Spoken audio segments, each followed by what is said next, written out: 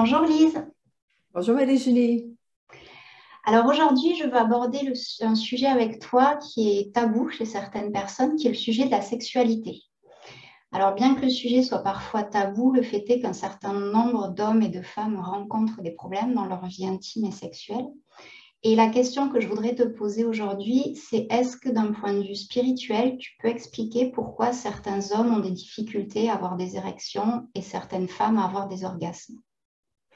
Oui, c'est un sujet où je pourrais parler pendant quelques heures, là. Je vais essayer d'abréger.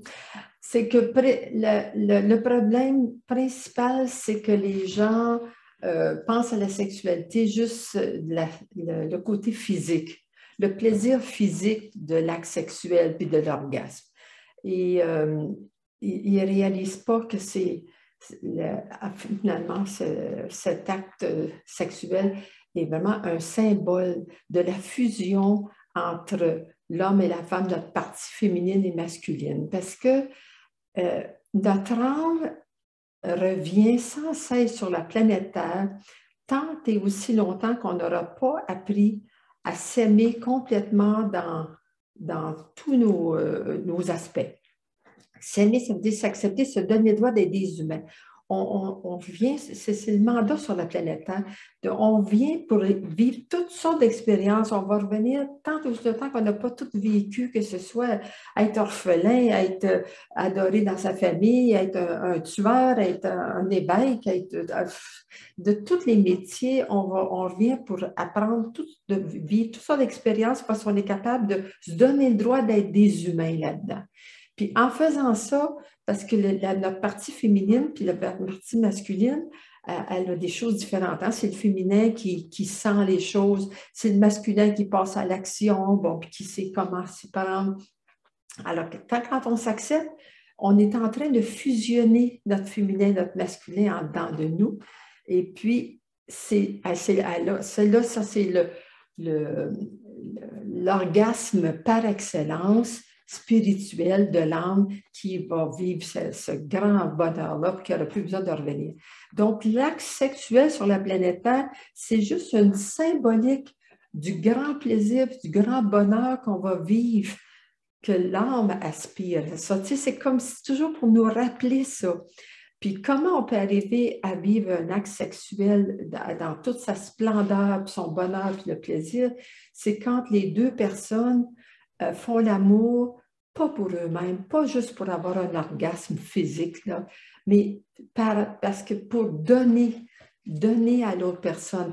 Quand on fait l'amour en pensant à l'autre, qu'est-ce qui fait plaisir à l'autre, puis que c'est juste, on l'aime tellement qu'on voudrait fusionner avec cette personne-là complètement, tu vois. C'est ça qui fait que ça va tellement bien dans l'acte sexuel. Mais il y a des personnes qui ne réalisent même pas qu'un vrai orgasme, c'est pas juste comme une personne, par exemple, qui se masturbe. Elle pense qu'elle a eu un orgasme, mais ce n'est pas ça, un orgasme. Ça, c'est juste quelque chose de physique. Le vrai orgasme, ce n'est pas juste un plaisir dans le bas du ventre. C'est quelque chose qui commence qui commence dans le bout des orteils puis qui te monte jusque par-dessus la tête. Si tu le sens partout, partout dans toi, partout, ça, c'est le vrai orgasme de deux personnes qui font l'amour avec amour puis qui s'aiment profondément. Donc, c'est sûr que tous les problèmes d'acte sexuel, c'est toujours à cause d'un manque d'amour de soi. Comme les personnes, par exemple, qui ont une grosse blessure de rejet, par exemple, qui se rejettent dans tout, ont beaucoup de difficultés à avoir un plaisir sexuel. Ils sont coupés de leur plaisir parce qu'ils ne s'aiment pas assez pour se permettre ce plaisir-là. Une personne qui est trop rigide, moi, je sais que ça a été mon problème avec mon premier mari. C'était notre problème le plus important parce que pour moi, j'avais toujours l'impression qu'il profitait de moi. Puis, je n'étais pas capable de me laisser aller. J'étais beaucoup trop rigide. Et puis, je voulais qu'il me donne des preuves d'amour. Fait que s'il ne m'avait pas donné des preuves d'amour dans le jour, ben, le soir, il voulait faire l'amour. Ça ne marchait pas. Hein? Donc, la difficulté, elle peut venir d'un manque d'amour de soi, mais aussi du coup d'un déséquilibre des principes féminins et masculins, parce que toi, tu étais dans le contrôle avec ton mari, de ce que je comprends, donc plus masculine que féminine. Bien, vu que je cherchais toujours des preuves d'amour, je voulais toujours qu'il me prouve qu'il m'aimait, parce qu'il me disait qu'il m'aimait 5, 6 fois par jour. Il me m'appelait de son travail, me disait qu'il m'aimait, mais ça arrête de me le dire, puis prouve-moi-le. Je te demande quelque chose, puis tu ne le fais pas, puis tu ne gardes pas tes paroles. Puis, bon, et puis, fait que ça, si je reçois ça de l'autre, lui, il est juste un reflet d'à quel point moi, je ne m'aimais pas. Quand on commence à s'aimer véritablement, puis s'aimer, ça ne veut pas dire qu'on est toujours d'accord avec qu'est-ce qu'on fait, puis qu'est-ce qu'on dit, puis qu'est-ce qu'on ne fait pas. S'aimer, c'est se donner le droit d'être des humains avec des hauts, des bas, des qualités, des défauts. Mais moi, j'étais tellement perfectionniste que, pour me faire un compliment, il fallait que je fasse quelque chose d'extraordinaire. Je m'en demandais beaucoup. Donc, je ne m'aimais pas. C'est parce que je ne m'aimais pas, je m'aimais pas assez, je me rejetais. Donc, c'est pour ça que alors, c'est toujours surtout la blessure de rejet qui est derrière les problèmes sexuels, que ce soit pour l'homme ou la femme.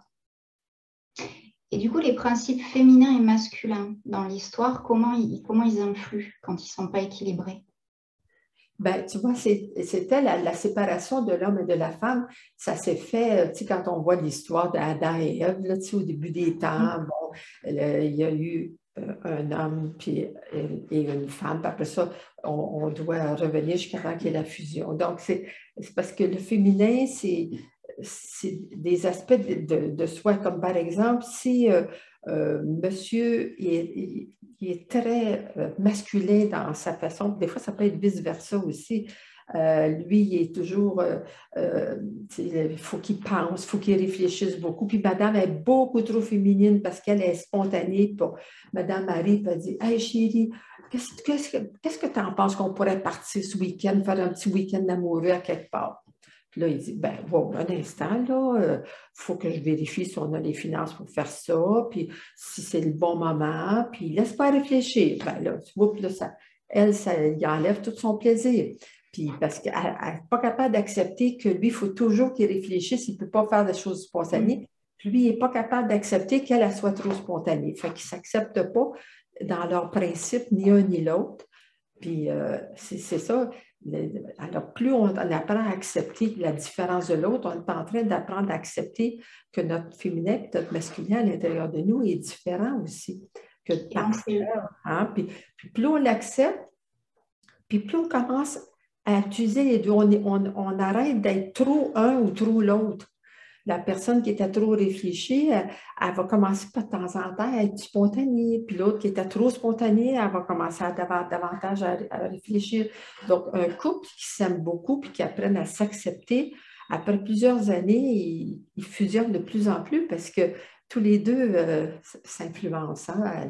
C'est juste grâce à l'acceptation et l'amour véritable qui font que ça arrive. C'est ça, parce que l'acceptation, ça amène à l'amour de soi finalement. Plus on s'accepte, plus on est en amour avec soi, donc moins on a de difficultés au plan intime et sexuel. C'est ça? Ouais. C'est la seule raison d'être de tous les humains sur la planète Terre, de se donner le droit d'être des humains. Aujourd'hui, j'ai fait plein d'erreurs. Bon, ben aujourd'hui, j'ai fait des erreurs. Ça ne veut pas dire que je suis une mauvaise personne. Aujourd'hui, j'ai oublié quelque chose. Aujourd'hui, je n'ai pas été gentille avec quelqu'un. J'ai vécu une colère. Ben, ouais, oui, j'ai vécu une colère, je suis humaine. Tu vois, c'est se donner le droit d'être des humains avec des hauts et des bas. C'est impossible pour une personne d'arriver un jour à toujours être seulement l'aspect positif. C'est patient, tolérant, vrai, sensible, gentil avec tout le monde. C'est impossible. Pour arriver à faire ça, il faudra faire du contrôle sans arrêt. Puis le contrôle, c'est l'opposé de l'acceptation. Donc, une personne qui a des problèmes d'érection ou d'orgasme, c'est une personne qui a trop de contrôle et pas assez d'acceptation. Bien, il y a un manque d'amour à quelque part, un manque d'amour d'elle-même. Et puis aussi, quand la personne veut faire l'amour, est-ce qu'elle veut faire l'amour juste pour avoir un plaisir physique? Parce qu'il y a beaucoup de couples que quand ils font l'amour, moi j'appelle ça de la masturbation à deux.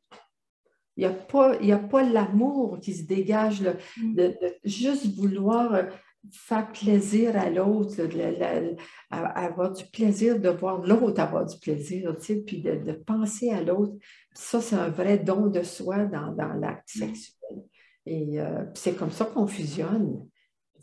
Alors, les personnes qui, c'est juste, ben là, ça fait 3 jours qu'on n'a pas fait l'amour, là, c'est temps, là, moi, j'en peux plus, là, je veux faire l'amour. Ça, ces choses-là vont faire que l'autre, elle n'a plus envie de le faire, puis lui, il va s'attirer d'avoir un problème de prostate, peut-être éventuellement, ou des choses qui vont l'empêcher de pouvoir faire l'amour.